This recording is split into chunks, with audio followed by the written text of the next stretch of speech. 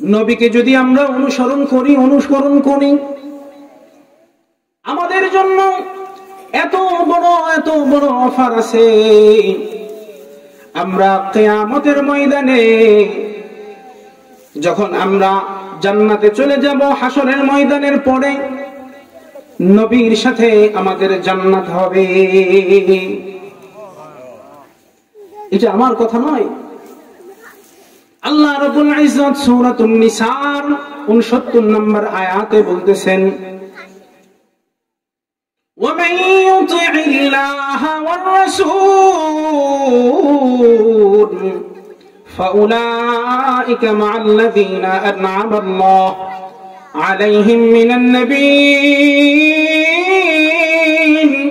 وَالصِّدِّيقِينَ وَالشُّهَدَاءِ وَالصَّالِحِينَ وَحَسُنَ أُولَئِكَ رَفِيقًا।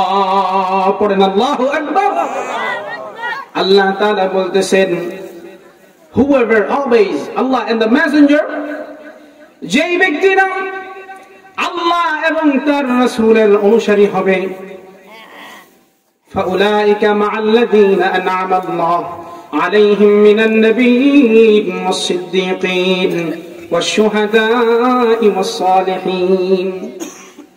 They shall be with those whom Allah has favored, the prophets, the martyrs, the truthfulness and the righteous. Quran Allahu Akbar.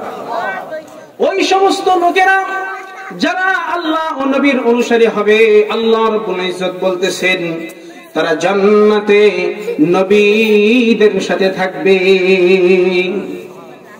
এবং শহীদদের সাথে থাকবে, সত্যবাদীদের সাথে থাকবে,